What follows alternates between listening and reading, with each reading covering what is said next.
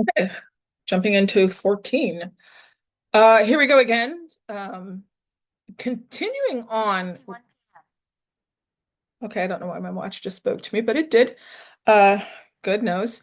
We are continuing on with this attack on Cataline's character, but now we're sort of expanding on it. So it's not just that Catiline was this conniving, manipulative, duplicitous human, but that he took in everybody. And here we go. Look here.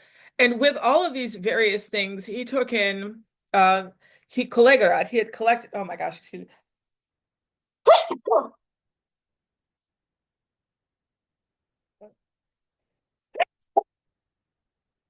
Excuse me, sorry. That he had taken in all these men from all parts of the world. And look at this repetition. Omnibus omnes.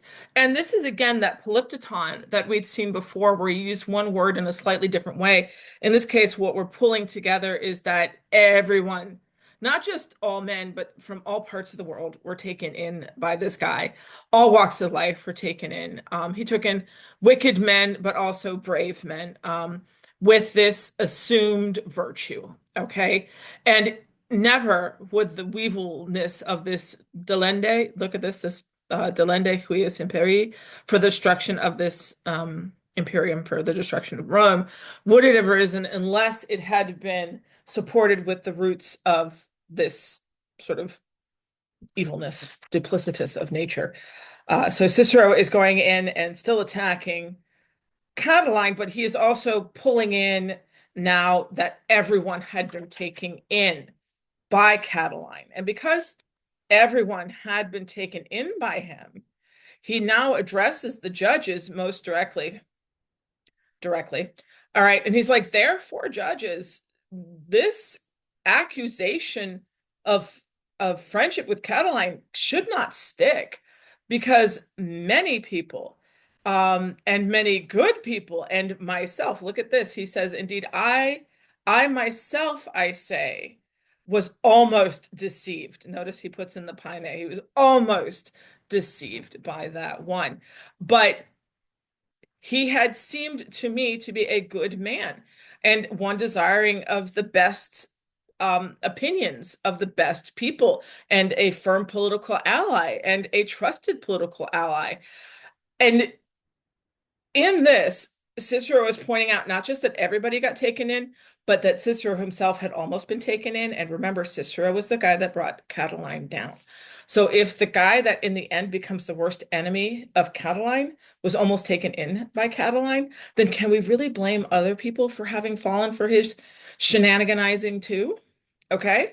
And that leads us to the end where he says basically, if indeed Caelius had been in the part of his friends, right? If he ever had been in that friendship, can we blame him for having get caught up in the spell that everybody else got caught up into? Caelius is not guilty of the conspiracy. And just because at one point he shook hands with Catiline, it does not mean that he is guilty of the same crimes against Rome. Because that's really what we're talking about here. We're mentioning um, Caelius's connection to Catiline because we are trying to prove that Caelius has it in for Rome. And that brings us back to the charges that are being brought against him and the charge of public upheaval and political unrest and of political assassination and all of these other things that are just, you know, evil to Romans, okay? Because you don't want to go against the government. Um, so if Caelius had been a part of this Catalonian conspiracy and just not been charged, then it would weigh heavier or count for more now on these other charges, if that makes sense. But because Caelius was just one of 1,000 or billion or however many people that Catiline had duped, it doesn't really hold much water and it shouldn't even come up in this trial. And he says too, in fact, he would take it, what was it say? It is more reasonable that he himself would take it badly to have been in the number of his friends than that this charge of friendship should be brought to him. So it's almost like Caelius is more upset that he got taken in by Catiline than that someone should accuse him of being friends with Catiline, if that makes sense. It's kind of a subtle sticking point that Cicero is bringing up. And I will say, going through these again and reminding myself to say Cicero, Catiline, and Caelius at the right times is super helpful. So I'd encourage all of you to go back through and look at the Latin and look at it like this. Look at it without notes, or maybe just a couple of notes, where you're like, oh, these are the words that I just need to remember. Or these are the ones that I need to like remind people to say. Maybe with your markups, maybe without your markups, and just go through it and reread them and look through them again. And remind yourself, oh, this is what's happening in section 14, 15, and 13, because it will help you. And there's, of course, several vocab words that we've been through.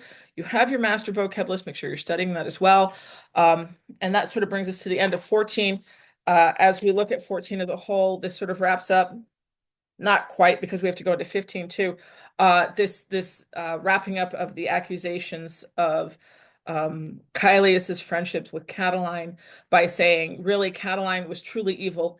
He took in everybody, and so we can't get mad at Caelius for being taken in by somebody who duped everybody. Okay, and we have again the anaphora and the polyptyton going throughout here, and here where we have this may, I say may, me, I say me, me myself. I was almost deceived by that guy.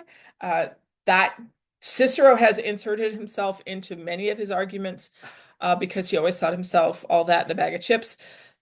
So by saying that even he was almost taken in, that lends weight to the fact that, well, if Cicero got taken in, then we really can't get blaming Caelius for being taken in too. Okay. And that Caelius is more worried that he ever got taken in by this Joker than by the accusation of being taken in by this Joker, which again it's more of a personal reflection on Caelius's character. That Caelius's character is so good that he's more worried the fact that he almost got duped by this guy than that someone should find out that he got duped by the guy. If and I'm trying to make it clearer. I'm not sure if I'm making it clear or not. It's kind of a very subtle line in the sand. Okay. All right, we're going to move on to 15. Let me stop this.